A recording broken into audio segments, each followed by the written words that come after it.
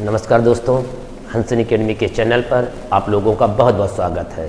तो चलिए आज का करंट अफेयर्स यानी 25 जनवरी 2022 का करंट अफेयर्स शुरू करते हैं। तो चलिए आज देखते हैं पहला क्वेश्चन, सड़कों का सुंदरीकरण परियोजना किस केंद्र शासित राज्य ने शुरू किया? नई दिल्ली ने। सड़कों के किनारे सौंदर्यीकरण का मतलब है पेड़ लगाना, उसकी स्वच्छता को ध्यान रखना, ये सब दिल्ली सरकार ने शुरू किया है।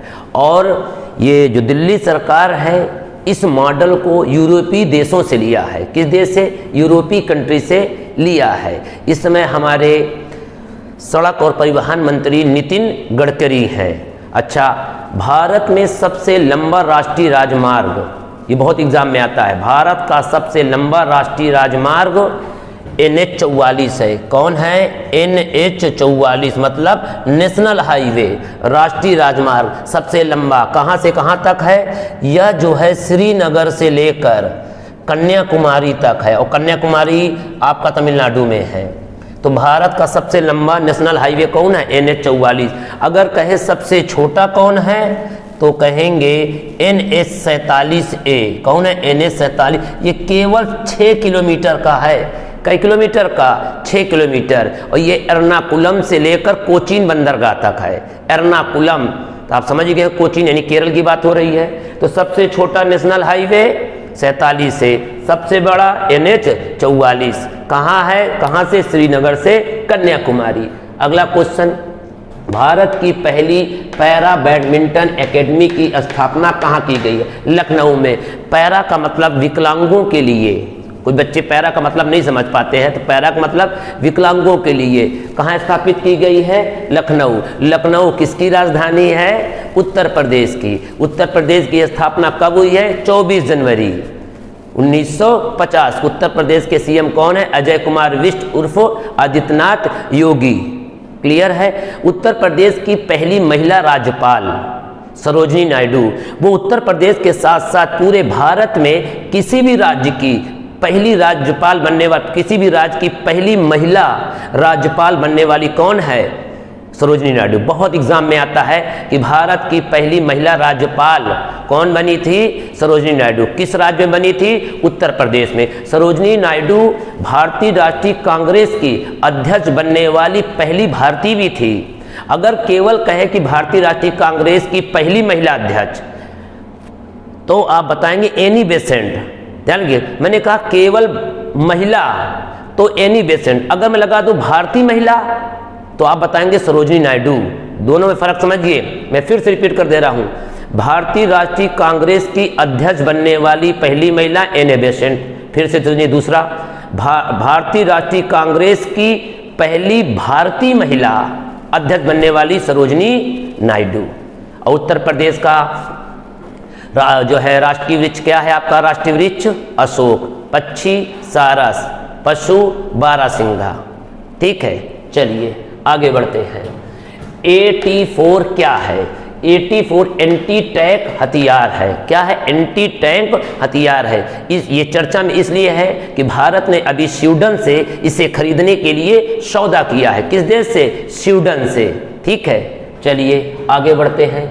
सुभाष चंद्र बोस आपदा प्रबंधन पुरस्कार 2022 व्यक्तिगत श्रेणी में किसे दिया गया है? तो इसे दिया गया प्रोफेसर विनोद शर्मा को। तो एग्जाम में पहला क्वेश्चन तो यही पूछेगा कि सुभाष चंद्र बोस पुरस्कार किस क्षेत्र में दिया जाता है? तो आपदा प्रबंधन के क्षेत्र में दिया जाता है। ठीक है, और ये किस श्रेणी में दिया गया है? व्यक्तिगत, यानी व्यक्ति को दिया गया है। यह संस्थाओं को भी मिलता है। संस्थाओं के रूप में दिया गया है गुजरात आपदा प्रबंधन को। किसको दिया गया है? गुजरात आपदा। मैं लिख दे रहा हूं गुजरात। अगर संस्थागत पूछे, ये तो व्यक्तिगत श्रेणी है, यह कई श्रेणियों में दिया जाता है। देखिए ये व्यक्तिगत श्रेणी में। अगर पूछे संस्थागत यानी किसी संस्था को, तो आप कहेंगे गुजरात आपदा प्रबंधन संस्थान को। आपदा प्रबंधन संस्थान को। ठीक, इसी के तहत एक पुरस्कार और दिया गया, उसका केवल नाम ही है नेताजी। नेताजी पुरस्कार 2022 में किसे दिया गया है? तो यह दिया गया जापान के पूर्व प्राइम मिनिस्टर शिंजो आबे, किसे दिया गया है? शिंजो आबे को दिया गया है। केवल अगर कहे नेताजी पुरस्कार 2022 का किसे दिया गया है? शिंजो आबे को। एक और बता दे रहा हूं, गुजरात आपदा प्रबंधन कानून लागू करने वाला भारत का पहला राज्य गुजरात है। सुन लीजिए, आपदा प्रबंधन कानून को लागू करने वाला भारत का पहला राज्य कौन है? गुजरात है। ठीक है, और मैं इसमें 2-3 चीजें बता दे रहा हूं। नेताजी सुभाष चंद्र बोस का जो जन्म हुआ था 23 जनवरी 1897 में 1897 को, यह हुआ था उड़ीसा का एक शहर है कटक, उड़ीसा राज्य में हुआ था। और किस शहर में? कटक शहर में हुआ था। कै तारीख को? 23 जनवरी। किस सन में? 1897 में। किस राज्य में? उड़ीसा में। किस जिले में? कटक में। 23 जनवरी को इसीलिए हम लोग पराक्रम दिवस मनाते हैं। क्या मनाते हैं? पराक्रम दिवस। किसकी जयंती पे? सुभाष जयंती पे। ठीक है, चलिए आगे बढ़ते हैं। अगला क्वेश्चन क्या है? AVGC centre of excellence launch करने वाला भारत का पहला राज्य कौन है? तो ये है आपका कर्नाटक। तो मैं पहले AVGC का मतलब आपको पहले बता देता हूं, इसके बाद फिर आगे हम लोग डिटेल करते हैं। ठीक है, तो AVGC का आपका जो पूरा नाम है एनिमेशन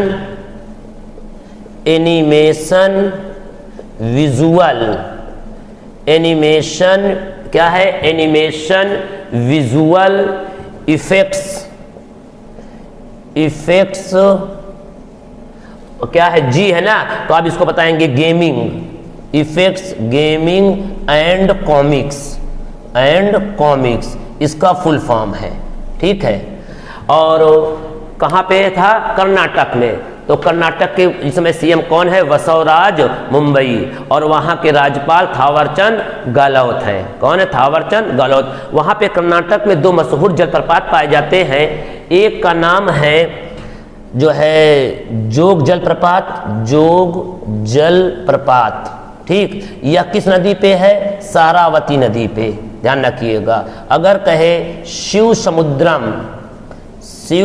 समुद्रम जलप्रपात कहाँ है? तो यह भी जो है कर्नाटक में किस नदी पे? कावेरी नदी पर। ठीक, चलिए आगे बढ़ते हैं। अगला क्वेश्चन क्या है? राष्ट्रीय बालिका दिवस कब मनाया जाता है? तो राष्ट्रीय बालिका दिवस 24 जनवरी को मनाया जाता है। क्यों मनाया जाता है? आइए इसके बारे में हम लोग जानते हैं राष्ट्रीय बालिका दिवस में। ठीक है, तो राष्ट्रीय बालिका दिवस 24 जनवरी को मनाया जाता है। रीजन ये है कि 24 जनवरी 1966 में हमारे देश की पहली महिला प्रधानमंत्री श्रीमती इंदिरा गांधी ने शपथ ग्रहण किया था। कब? 24 जनवरी 1966 में भारत की पहली महिला प्रधानमंत्री इंदिरा गांधी जी ने शपथ ग्रहण किया था। तभी से राष्ट्रीय बालिका दिवस मनाया जा रहा है। अगर हम कहें कि अंतर्राष्ट्रीय महिला दिवस 8 मार्च, अगर हम कहें राष्ट्रीय महिला दिवस 13 फरवरी। सुन लीजिए, यह है राष्ट्रीय बालिका दिवस और मैं कहूँ राष्ट्रीय महिला दिवस 13 फरवरी। 13 फरवरी को सरोजनी नायडू का जन्म था। अंतर्राष्ट्रीय महिला दिवस 8 मार्च। तो ये सब चीज़ें आप कन्फ्यूजन मत करिएगा। ठीक है, चलिए आगे बढ़ते हैं। अगला क्वेश्चन क्या है? अगला क्वेश्चन है अंतर्राष्ट्रीय शिक्षा दिवस कब मनाया जाता है? कब मनाया जाता है अंतर्राष्ट्रीय शिक्षा दिवस? 24 जनवरी को। देखो 24 जनवरी को कई चीज़ें बता दे रहा हूँ। राष्ट्रीय बालिका दिवस 24 जनवरी, अंतर्राष्ट्रीय शिक्षा दिवस 24 जनवरी, उत्तर प्रदेश का स्थापना दिवस 24 जनवरी और कुछ दिवस है मैं आपको बता दे रहा हूँ। इसका पहले थीम बता दूँ क्या अंतर्राष्ट्रीय शिक्षा दिवस की? इसकी थीम है चेंजिंग कोर्स। वास्तव में इस समय हमारा कोर्स बदल गया है। चेंजिंग कोर्स ट्रांसफार्मिंग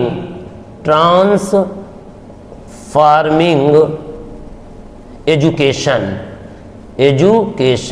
तो अंतर्राष्ट्रीय शिक्षा दिवस का जो है थीम क्या है? Changing course transforming education. अच्छा, ये शिक्षा दिवस है। मैं कहूँ राष्ट्रीय शिक्षा दिवस, राष्ट्रीय शिक्षक दिवस 5 सितंबर, ये शिक्षा है।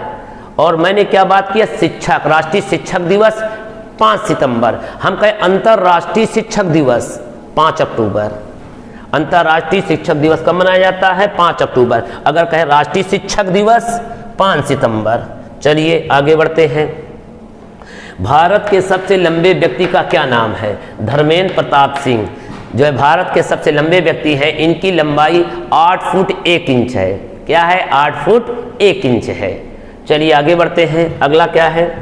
सैयद मोदी इंटरनेशनल बैडमिंटन 2022 महिलाओं का किसने जीता है? तो पीवी सिंधु ने जीता है। किसने जीता है? पीवी सिंधु ने जीता है। अगला, न्यूजीलैंड के इसमें प्रधानमंत्री कौन है? तो एक महिला है, उसका नाम है जेसिंडा अर्डर्न। क्या नाम है? Jacinda Ardern. चर्चित में इसलिए है कि अभी ये शादी करने जा रहे थे, किंतु कोरोना के कारण उन्होंने अपनी शादी को पोस्टपोन कर दिया है। ठीक है। और न्यूजीलैंड की जो राजधानी है वो वेलिंगटन, वेलिंगटन याद रखिएगा। अमेरिका की वाशिंगटन और न्यूजीलैंड की वेलिंगटन है। यह जो न्यूजीलैंड देश है यह प्रशांत महासागर में ऑस्ट्रेलिया के नीचे है। ऑस्ट्रेलिया के पास, अब जब जाइए नक्शे में देखिएगा तो ऑस्ट्रेलिया के पास है किस महासागर में? प्रशांत महासागर में। न्यूजीलैंड की एक खासियत बता दे रहा हूँ, पूरी दुनिया में यानी विश्व में महिलाओं को वोट देने का अधिकार यानी मत देने का अधिकार देने वाला पहला देश है। सुन लीजिएगा, महिलाओं को वोट देने या मत देने का अधिकार देने वाला विश्व का पहला देश कौन है? न्यूजीलैंड है। 1893 में दिया था। कब दिया था? 1893 में, 1893 में। चलिए अगला देखते हैं। आईसीसी ने वर्ष 2021 में पुरुषों में सर्वश्रेष्ठ क्रिकेटर, किसमें? पुरुषों में सर्वश्रेष्ठ क्रिकेटर ऑफ द ईयर किसे चुना है? पुरुषों में पहले मैं आपको बता दे रहा हूं क्रिकेट का चुना है, बता दे रहा हूं शाहीन अफरीदी को। ये पाकिस्तान के बॉलर हैं शाहीन अफरीदी। तो पहले ये जानो क्या दिया है? सर्वश्रेष्ठ क्रिकेटर ऑफ द ईयर। इसने कहा क्रिकेटर, इसने ये नाम नहीं लिया है कि T20 में कि टेस्ट में कि वनडे में, सभी में मिलाकर। देखो क्रिकेट के 3 फॉर्मेट होते हैं, एक टेस्ट होता है, एक वनडे होता है, एक T20। तो ये सभी में मिलाकर सर्वश्रेष्ठ पुरुषों में किसे चुना गया है? शाहीन अफरीदी को। और अगर यही कहे कि महिलाओं में सर्वश्रेष्ठ क्रिकेटर ऑफ द ईयर किसे चुना गया है? स्मृति मंधाना को।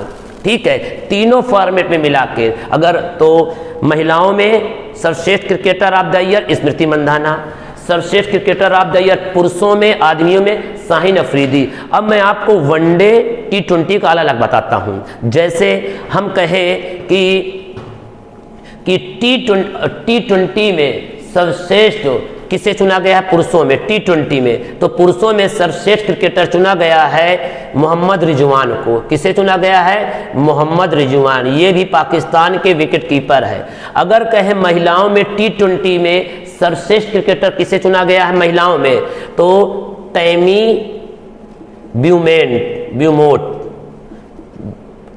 ब्यूमोंट को, ये इंग्लैंड की है। कहाँ की है? ये इंग्लैंड की। अगर कहे वनडे में सर्वश्रेष्ठ क्रिकेटर वनडे में, तो कहेंगे बाबर आजम वनडे में। ध्यान रखिएगा। तो तीनों चीजें मेरे ख्याल से आपको पता चल गई है। एक और बता दे रहा, T20 हो गया, वनडे हो गया। चलो टेस्ट के बारे में बता दूं। सर्वश्रेष्ठ test cricketer of the year test में तो इंग्लैंड के बल्लेबाज है जो रूट। कौन है? जो रूट। तो मैंने सबके बारे में बता दिया कि अगर पूछे सर्वश्रेष्ठ क्रिकेटर ऑफ द ईयर पुरुषों में शाहीन अफरीदी, सर्वश्रेष्ठ क्रिकेटर ऑफ द ईयर महिलाओं में स्मृति मंधाना। अब T20 में आ जाइए। सर्वश्रेष्ठ T20 प्लेयर मोहम्मद रिजवान, पुरुषों में सर्वश्रेष्ठ T20 महिला में टैमी ब्यूमोंट, सर्वश्रेष्ठ वनडे में बाबर आजम, टेस्ट में जो रूट। और आईसीसी के बारे में आया तो आईसीसी के बारे में सुन लीजिए। आईसीसी का मतलब है इंटरनेशनल क्रिकेट काउंसिल। इसकी स्थापना 1909 में हुई थी। इसका जो हेडक्वार्टर है यूएई के दुबई में है। ठीक है। और इस समय जो इसके चेयरमैन है ग्रेग बार्कले। कौन है? चेयरमैन ग्रेग बार्कले है। और इसके जो सीईओ हैं जेफ एलार्डिस। कौन है? जेफ एलार्डिस है। ठीक है। और देख लीजिए आप लोग, सब चीज़ें दिख रही होंगी क्लियर मेरे ख्याल से। तो मेरे ख्याल से आज का करंट अफेयर्स आप लोगों को बहुत ही पसंद आया होगा। कम से कम समय में ज़्यादा से ज़्यादा ज्ञानवर्धक चीज़ें मैंने देने का आप लोगों को प्रयास किया है। तो मेरे ख्याल से आज का करंट अफेयर्स हम लोग यहीं पे समाप्त करते हैं। अब हम लोगों की कल नेक्स्ट डे फिर मुलाकात होगी। नमस्कार, गुड बाय।